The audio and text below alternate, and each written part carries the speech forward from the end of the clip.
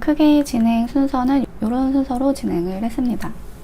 우선 퍼소나 프로필을 만들고요. 그리고 그 퍼소나의 주 포인트를 정의하고 그것에 대한 해결 방법을 도출해봤고요. 그러고 나서 비주얼 작업을 시작했습니다. 그리고 사용성 개선하기는 이거는 딱히 뭐 순서대로 진행이 끝내고 해야지 이런 수 있는 부분이 아니라서 중간중간에 끼워서 진행을 했고요.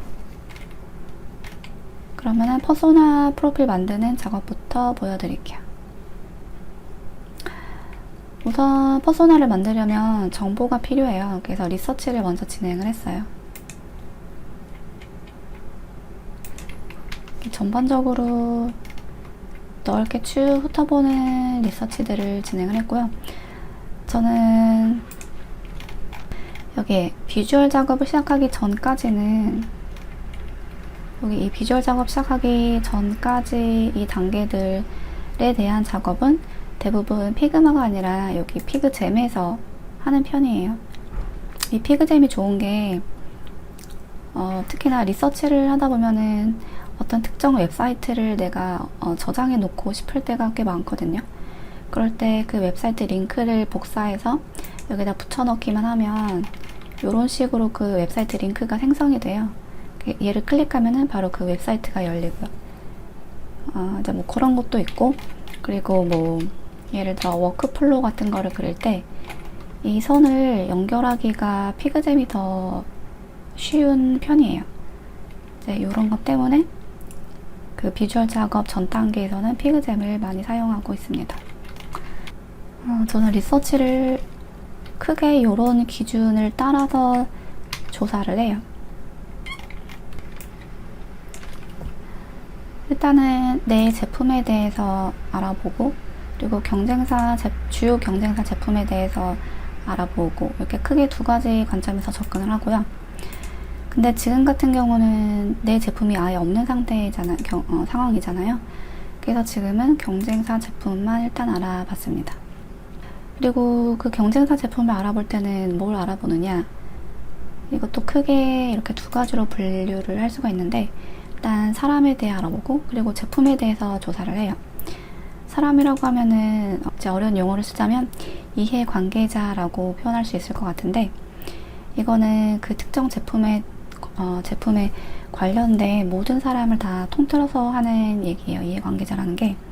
비단 사용자라고 한다면 그 앱을 쓰는 사람만 얘기를 하겠지만, 이해관계자라고 하면 그 앱을 만드는 사람, 또 그 뭐 쇼핑몰 같은 경우는 구매자만 있는 게 아니라 판매자도 있잖아요. 그래서 판매자 뭐 이런 등등의 여러 사람이 포함된다고 할 수 있어요. 오케이, 그러면 경쟁사 제품에 대해서, 그리고 그 제품을 사용하는 사람에 대해서 알아보면 되겠구나, 이렇게 생각하시면 되는데, 그건 알겠는데 그러면은 제품에 대해 알아봐야 되는데 뭘 어떻게 알아봐야 되지? 라고 생각하실 수 있어요. 근데 이 전 단계에서 목표를 정했었잖아요. 지금 우리 목표는 사용자가 내 제품에서 돈을 쓰게 만들기, 이게 비즈니스 목표인 거예요. 그래서 이 조사를 할 때도 일단 제품 같은 경우는 이 동종업계에서 잘 나가고 있는 제품을 살펴보는 게 좋겠죠. 그래서 제품 종류에는 뭐가 있는지 뭐 이런 거를 알아보면 될 테고, 사람 같은 경우는 어떤 사람들이 자주 구매를 하는지, 또는 어떤 사람들이 많이 돈을 쓰는지, 이런 걸 중점적으로 알아보면 되겠죠. 근데 저는 뭐 이렇게 뭔가 생각을 해야 되는 순간이 있으면 참고로 하는 그런 몇몇 가지 기준들이 있어요. 그 중에 대표적인 게 육하원칙인데요. 이 육하원칙의 누가는 이미 이 사람이랑 같은 단어라고 할 수 있으니까 얘는 그냥 스킵하고 이제 언제부터 대입을 해볼게요. 저는 지금 라이브 커머스 앱을 만들고 있는 거고, 이 업계에서 제일 사용자가 많은 앱이 네이버 쇼핑 라이브라고 하더라고요. 그 네이버 쇼핑 라이브를 사용하는 사용자들은 주로 언제 구매를 할까, 이런 거를 조사를 해볼 수 있겠죠. 그리고 어디서 같은 거를 대입을 해보면 그들은 주로 어디에 있을 때 그 앱을 쓸까, 이것도 조사를 해볼 수 있겠고, 그리고 무엇을, 요거를 대입해보면 그 사람들은 주로 어떤 제품을 살까? 어떤 제품이 제일 잘 나갈까? 이런 제품군에 대해서 조사를 해볼 수가 있겠죠. 그리고 어떻게는 구매 프로세스인데 이런 자료를 찾기는 아마 어려울 거예요. 그래서 이런 거는 자료를 찾기보다 인터뷰 대상자를 선정해서 그분이 어떻게 구매하는지를 직접 관찰하는 수밖에 없을 것 같아요. 그리고 이것도 마찬가지인데 왜 그 제품을 네이버 쇼핑 라이브를 쓰십니까? 하고 그 앱을 사용하는 이유에 대해서 인터뷰를 진행해 볼 수도 있을 테고요. 이 리서치라는 게 제일 먼저 하는 건 데스크 리서치긴 한데 데스크 리서치만으로도 찾을 수 없는 그런 궁금한 것들이 많을 거란 말이에요. 그럴 때는 이제 직접 사용자를 찾아서 내가 알아보는 수밖에 없어요. 대표적으로 설문이랑 인터뷰를 많이 진행하고요. 그리고 제품 조사를 할 때는 주로 어떤 제품이 이 업계에서 잘 나가는지, 인기가 많은지, 그리고 그 각각의 제품들에는 어떤 특별한 기능들이 있는지, 어떤 것 때문에 사람들이 여기서 더 많이 제품을 구매를 하는지, 이런 약간 기능 위주로 살펴볼 수도 있을 거고요. 아니면 그 시장 자체에 대해서 전반적인 시장 조사를 할 수도 있을 거예요. 썸트렌드 이런 웹사이트 가면은 키워드 추세를 볼 수가 있거든요. 네이버 쇼핑 라이브라고 검색하는 그 량이 점점 많아지는 추세다 또는 반대로 감소하는 추세다 이런 거를 살펴볼 수도 있을 거고요. 그래서 너무 아무런 기준 없이 리서치를 하라고 과제가 주어지면 막막할 거기 때문에 그래서 육하번째 얘기를 말씀드린 거고 조금 전에 제가 얘기한 웹사이트는 썸트렌드라고 하는 사이트가 있는데 근데 이런 키워드 분석 결과를 보여주는 사이트는 여기 말고도 되게 많아요. 블랙키위도 있고 그리고 네이버에서도 키워드 검색량, 유사 키워드 이런 데이터를 확인할 수 있어요. 등등 아주 많다는 거.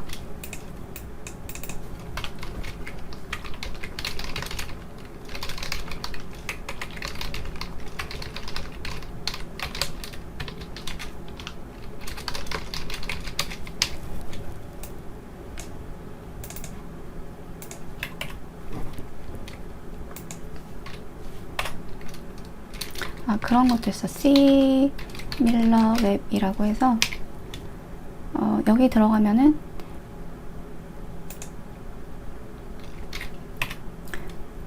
여기서 어떤 특정 사이트 주소를 치고 검색을 하면은 이렇게 관련된 데이터를 확인할 수가 있어요.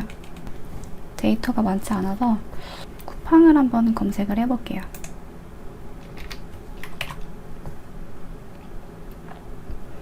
그러면 이런 식으로 그 해당 웹사이트 방문자에 대한 데이터를 확인할 수가 있는데 예를 들면 그 지난달 방문객 수도 이렇게 나오고요. 그리고 평균 얼마 정도 어느 시간을 머물렀는지 이런 것도 나오고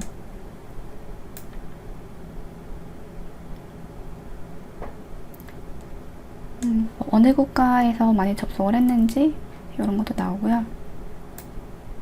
그리고 인구 통계학적 정보도 확인할 수 있어요. 여성이 많은지 남성이 많은지 그리고 그 사용자의 연령도 확인을 할 수가 있고요. 그래서 그렇게 해서 사람에 대해서 그리고 제품에 대해서 전반적으로 쫙 조사를 하시면 되고요. 정답이 있는 게 아니기 때문에 UX 프로젝트를 진행을 하면서 내가 맞게 하고 있는 건가 라고 생각을 하실 필요가 전혀 없어요. 헤매는 거는 경력자여도 너무나도 당연한 과정이거든요. 이렇게 리서치를 한 다음에 하셔야 되는 거는 이렇게 리서치한 내용을 일목요연하게 몇 장짜리로 정리를 해주셔야 돼요. 그리고 제목으로는 Keep Finding이라고 달아주시면 좋고요. 저는 크게 네이버 쇼핑 라이브랑 그립이랑 두 가지를 알아봤는데 지금은 이렇게 따로 구별해서 넣지는 않았어요. 주로 네이버 쇼핑 라이브를 알아보기는 했고요. 근데 제가 구체적으로까지 디테일하게 세분화하고 완성도 높게 뽑아내지 않은 게 제가 이 전체 작업을 정확히 시간을 재본 건 아니지만 한 2, 3일에 걸쳐서 빠르게 진행을 해본 거예요. 그래서 이제 그런 디테일 부분은 좀 감안을 하면서 큰 맥락만 따라오면서 들어봐 주시면 좋을 것 같습니다.